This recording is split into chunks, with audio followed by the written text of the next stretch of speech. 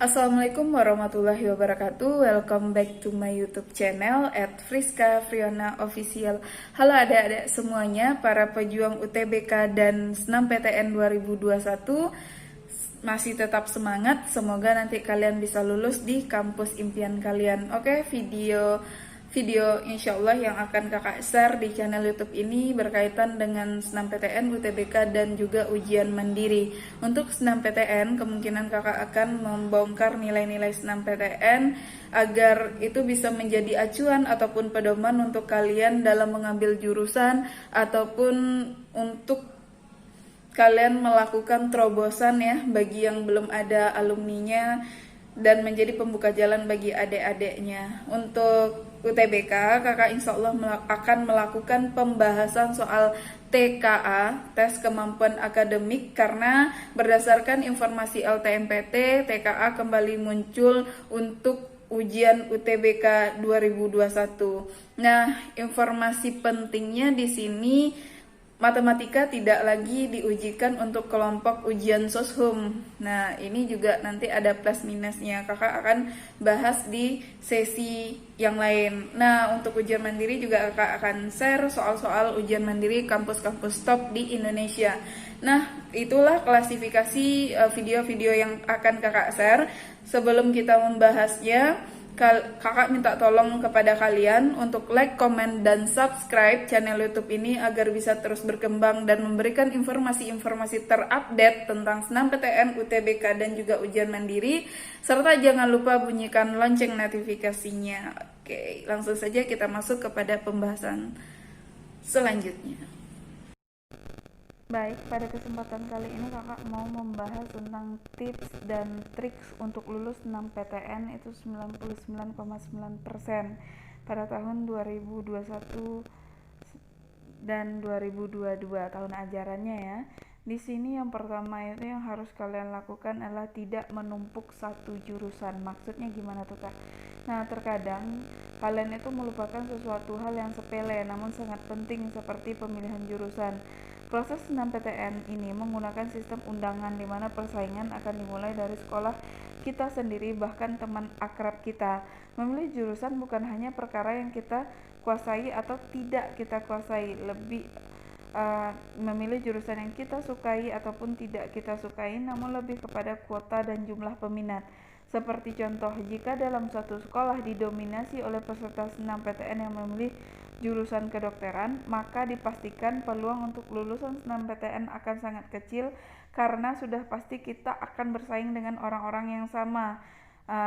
Dan bahkan kalian tuh bersaing dengan orang-orang yang lebih pintar dari kita di sekolah. Nah, pastikan memilih jurusan yang paling sedikit dipilih terutama di sekolah kalian. Itu akan memberi peluang lebih besar untuk lulus.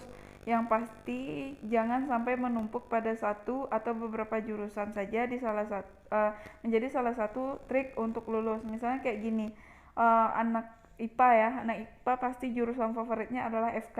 Nah, biasanya kalian itu mungkin pengen pula di universitas top, misalnya UGM atau UI. Nah, otomatis kalian kiblatnya ke sana semuanya. Nah, jangan menumpuk ke sana semuanya gitu. Nah, kalian boleh ngambil FK sebagai jurusan favorit, mungkin kalian bisa mempertimbangkan kampus-kampus yang lain. Di mana di sini kalau kalian ngambil di sana tapi nilai kalian di bawah nilai orang yang memegang ranking paralel pertama di sekolah kalian, dan jika kuotanya cuma 2, otomatis kalau ada ngambil 10 berarti akan ada 8 orang yang akan menyia-nyiakan kuota Senam PTN jika tetap menumpuk pada satu jurusan yang sama padahal banyak peminat. Nah, kalian usahakan untuk mencoba memilih jurusan yang lain atau memilih kampus yang lain walaupun tetap pada jurusan FK. Yang kedua, grafik nilai dari awal terus meningkat. Proses Senam PTN mengandalkan sistem nilai raport pada PDSS, kemudian panitia akan menyusun berdasarkan bobot dan peningkatan tertentu. Apabila kalian memiliki nilai yang terus meningkat dari semester awal hingga UN Nah, sekarang tidak ada UN ya. Jadi di sini semester 1 sampai 5, maka besar kemungkinan akan lulus meski rata-rata nilai yang kalian dapat itu jauh lebih kecil daripada nilai teman kalian. Jadi asalkan nilai kalian itu terus naik dari semester 1 ke 2, 2 ke 3, 3 ke 4, 4 ke 5, itu kalian sudah memenuhi salah satu persyaratan untuk lulus. Walaupun nilai teman kalian itu uh, dari misalnya naik turun itu walaupun rata-ratanya lebih tinggi dari kalian itu belum tentu akan lulus. Nah di sini um, yang paling bagus itu benar-benar adalah nilai yang terus meningkat dari awal sekolah sampai lulus. Itu merupakan persyaratan yang cukup penting. Jadi yang pertama itu jangan menumpuk pada satu jurusan yang sama dan favorit.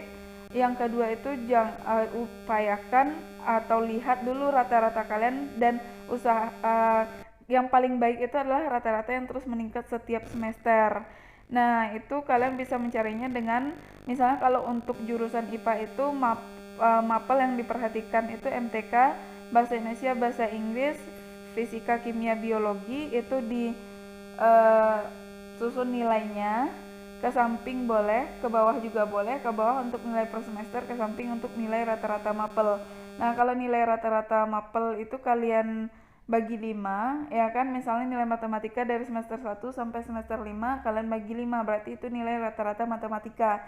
Nah, kalau ke bawah itu nilai rata-rata 6 mapel, kalian bagi 6. Nah, jadi usahakan lihat rata-rata semester 1 sampai semester 5. Kalau grafiknya terus naik, itu adalah salah satu peluang penting atau syarat penting untuk kalian lulus di SNMPTN 2021. Yang ketiga itu memilih jurusan yang tidak dipilih. Maksudnya gimana Kak? Kita harus memastikan terlebih dahulu kepada sekolah atau melihat data dari sekolah, jurusan dan program studi apa saja yang tidak dipilih oleh teman. Nah, kita bisa memilih jurusan tersebut, besar kemungkinan akan lulus kalau bisa pilih jurusan yang tidak dipilih oleh teman kalian. Presentase kelulusan ditentukan oleh akreditasi. Apabila sekolah memiliki akreditasi A, kan sekitar 75% dari siswa yang ikut SNMPTN akan diterima. Nah, itu berarti dipilih berdasarkan kuota setiap jurusan. Pastikan jurusan yang kalian pilih itu sepi peminat namun memiliki prospek kerja yang bagus di masa depan. Misalnya yang sepi peminat untuk sosum itu adalah ilmu keperpustakaan ya, itu salah satu contohnya. Mungkin untuk IPA itu agribisnis ya atau teknologi pangan. Nah, itu kan nggak terlalu favorit untuk IPA karena orang selalu kayak mindsetnya yang bagus itu kan FK gitu, FKG, farmasi. Nah, jadi kalian pilihlah jurusan yang prospek kerjanya bagus, tapi orang nggak ngeh kalau itu jurusan akan memiliki masa depan pekerjaan yang baik dan orang nggak terlalu banyak memikirkan jurusan tersebut. Yang keempat, memilih kampus yang berbeda. Bisa kuliah di kampus terbaik merupakan ya apalah impian setiap orang. Bahkan itu adalah mimpi semua teman. Biasanya kita akan memilih perguruan tinggi terbaik dan mendaftar SNMPTN tanpa kita sadari teman-teman kita sebagian besar juga memilih kampus yang sama.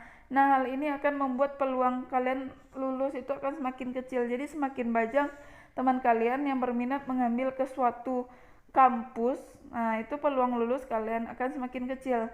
Jika ingin cepat lulus, maka kalian harus mengganti pilihan kampus. Nah, pilih kampus yang tidak usahakan tidak sama pemilihan kampusnya dengan teman kalian. Lagian kalian juga harus melihat tingkatan ranking paralel. Nah, kalau kalian sudah jelas jauh jaraknya, misalnya gini, ranking paralel 1 milih UGM lalu kalian ranking paralel 3 milih UGM sedangkan alumni hanya pernah lulus satu orang di sana, berarti yang bakal ada harapan benar-benar 100% hanya satu orang. Nah, maka kamu gantilah kampus kamu, mungkin ke Undip ataupun ke UNY. Nah, masih di Yogyakarta juga. Karena kalau enggak berarti sia-sia aja kalau masih ngotot di UGM padahal cuma hanya akan satu orang yang diluluskan. Yang kelima itu memilih perguruan tinggi yang tidak diminati. Kita harus mengakses banyak pemberitaan terkait dengan SNMPTN. Biasanya situs berita akan memuat beberapa jurusan ataupun perguruan tinggi yang paling banyak dipilih oleh siswa secara nasional dan perguruan tinggi yang sepi peminat. Dari data tersebut, kalian bisa memilih kampus yang sepi peminat paling dekat dengan tempat tinggal kalian yang bisa menambah peluang lulus. Misalnya kalau di Sumatera Barat itu yang mungkin lebih banyak peminatnya Universitas Andalas karena termasuk ya universitas terbaik kelima di Indonesia. Maka kalau kalian benar-benar ingin peluang lebih besar lulus, mungkin kalian ngambil ke Universitas Negeri Padang kayak gitu. Nah, yang keenam, bisa juga analoginya itu UGM dengan UN Veteran Yogyakarta ataupun UNJ. Kalau orang berebut ke UGM, kalian pergi ke UNJ dengan jurusan yang kalian memang sukai kayak gitu. Yang keenam, memilih jurusan passing grade yang rendah. Nah, passing grade merupakan rata-rata standar dari setiap jurusan di mana penentuannya bergantung dari jurusan yang dipilih dan kampus tertentu. Bisa jadi jika Anda memilih jurusan kedokteran UGM akan sangat besar standar kelulusannya daripada kedokteran yang ada di Unsri. Begitu juga dengan yang lainnya. Pastikan Anda memilih passing grade jurusan yang rendah untuk memudahkan. Jadi kalau tetap mau kedokteran, jangan milih mungkin UGM atau UI, tapi pilihlah mungkin UNRI, UNIP atau Universitas Bengkulu, Unsia, Universitas Siah Kuala di Aceh ya. 7. Memilih jurusan yang ada portofolionya. Jika Anda memiliki prestasi non-akademik, bisa jadi hal tersebut menjadi unggulan karena tidak semua orang memiliki keahlian. Nah, untuk bisa lulus SNMPTN dengan tepat, Anda harus memiliki portofolio seperti olahraga, seni, ataupun jurusan lainnya mensyaratkan bukti prestasi. Nah, kemungkinan besar kalau kalian memiliki portofolio ini, kalian akan memiliki kesempatan lulus lebih besar daripada teman kalian. Yang ke-8 itu memilih jurusan yang paling besar nilainya berdasarkan nilai rapor. Nah, ini juga termasuk ya. Misalnya salah satu tips yang harus dilakukan agar lulus, kalian harus cek nilai apa saja yang paling tinggi. Contohnya di antara 6 nilai yang harus diperhatikan di SNMPTN itu fisika, kimia, biologi untuk IPA, dan matematika, bahasa Indonesia, bahasa Inggris. Kalau nilai kimia kalian yang menonjol, pilih jurusan farmasi. Fisika kalian yang menonjol, pilih teknik sipil. Biologi kalian yang menonjol, pilihlah teknologi pangan ataupun kedokteran.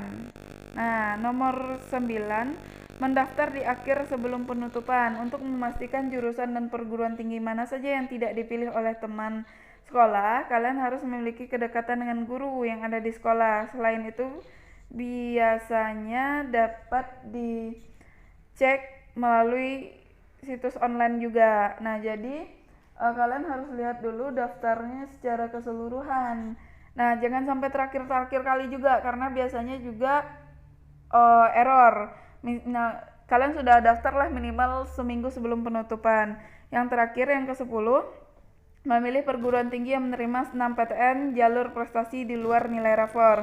Biasanya terdapat beberapa perguruan tinggi yang menerima siswa juara Olimpiade Nasional dengan catatan salah satu peserta prioritas, jadi prestasi di luar sekolah Anda akan berguna ya. Intinya kalian untuk pemenang Olimpiade ya. Jadi sertakan sertifikat, lebih ke sertifikat yang di sini. Oke, sekian dulu tips untuk memperbesar peluang lulus kalian di SNMPTN 2021. Jangan lupa untuk bantu like, komen, dan subscribe serta bunyikan lonceng notifikasinya. Thanks for watching. Assalamualaikum warahmatullahi wabarakatuh.